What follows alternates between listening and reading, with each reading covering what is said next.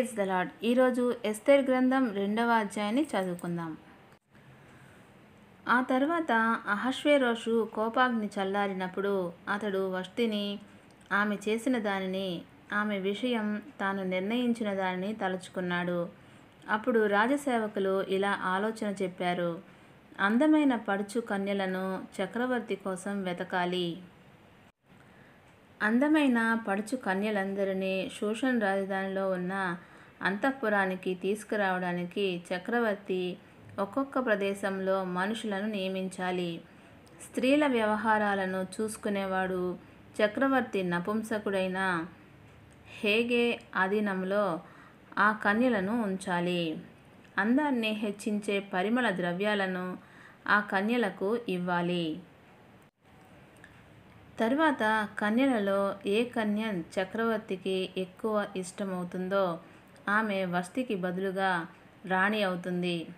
ఆ మాట చక్రవర్తికి నచ్చింది కనుక అతడు అలాగే జరిగించాడు. షూషన్ రాజధానిలో మొర్దెకయి అనే ఒక యూదుడు ఉండేవాడు.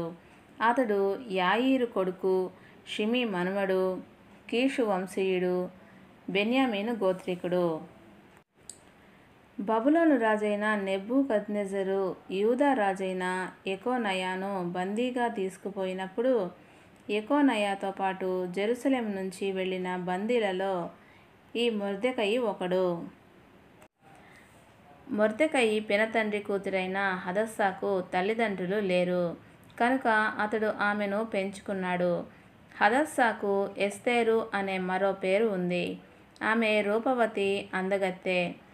ఆమె తల్లిదండ్రులు చనిపోయిన తర్వాత మొర్దెకయి ఆమెను తన కూతురుగా తన ఇంట్లో చేర్చాడు. చక్రవర్తి ఆజ్ఞ నిర్ణయం ప్రకటించడం జరిగినప్పుడు చాలామంది యువతులను షూషన్ రాజధానికి తీసుకువచ్చి హేగే అధీనంలో ఉంచడం జరిగింది.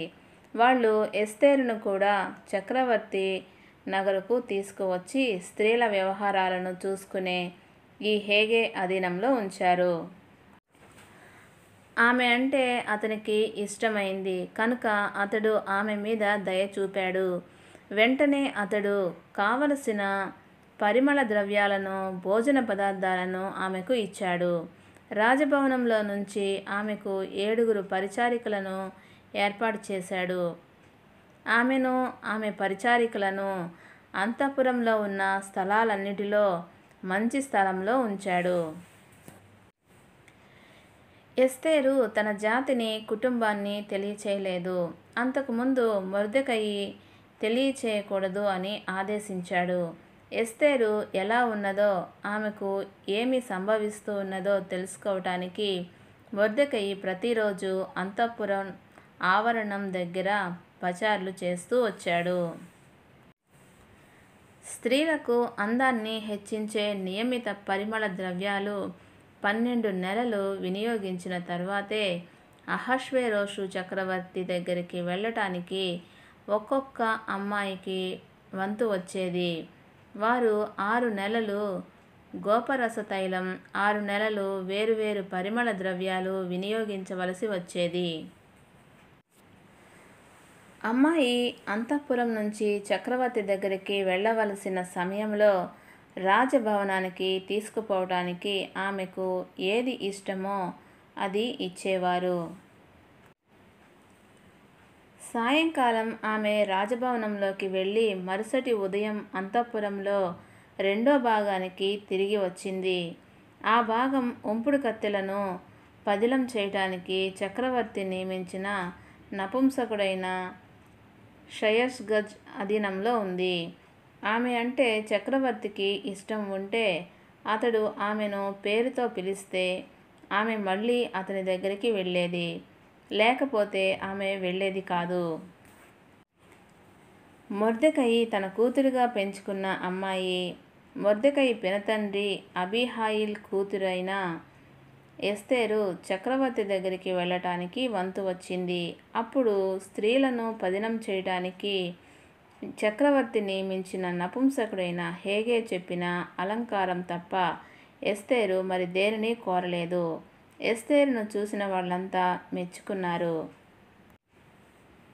అహష్వేరోష్ చక్రవర్తి పరిపాలించిన 7వ ఏట టెబెత్ అనే 10వ నెలలో ఎస్తేరు రాజభవనంలోకి అతని దగ్గరికి వెళ్ళింది. చక్రవర్తి స్త్రీలందరిలో ఎస్తేరును ఎక్కువ ప్రేమించాడు. ఇతర కన్యల కంటే ఆమె ఎక్కువగా అతని ఆమోదాన్ని, అభిమానాన్ని చూరగొన్నది. కనుక అతడు ఆమె తల మీద రాజ్య కిరీటం ఉంచి వష్టికి బదులుగా ఆమెను రాణిగా చేశాడు.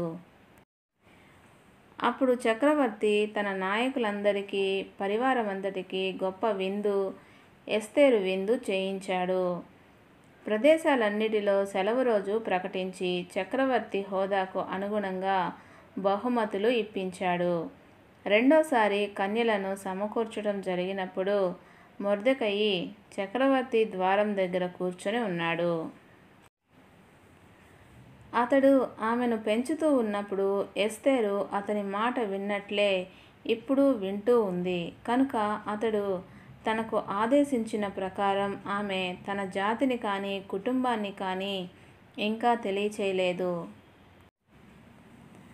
ఆ రోజుల్లో చక్రవర్తి ద్వారం దగ్గర మొర్దెకయి కూర్చుని ఉన్నప్పుడు చక్రవర్తి ఆ ద్వారానికి కాపలాదారులుగా నియమించిన 2 నపుంసకులు అహష్వేరోషు చక్రవర్తి మీద కోపగించి అతన్ని చంపడానికి కుట్ర పన్నారు. వాళ్ళ పేర్లు బిగ్తాన్, తెరెష్. ఈ సంగతి మొర్దెకైకి తెలియవచ్చింది. అతడు అది ఎస్తేరు రాణికి తెలియచేశాడు. ఎస్తేరు మొర్దెకై పేర చక్రవర్తికి తెలియచేసింది. ఈ సంగతి గురించి విచారణ జరిగినప్పుడు అది నిజమని తెలిసింది. కనుక ఆ 2 ద్వారపాలకులను ఉరికొయ్యకు ఉరితీశారు. ఇది చక్రవర్తి సమక్షంలోనే చరిత్ర విశేషాల గ్రంథంలో రాయడం జరిగింది. దేవుడి పరిశుద్ధ వాక్యమును దీవించునుగాక. ఆమెన్.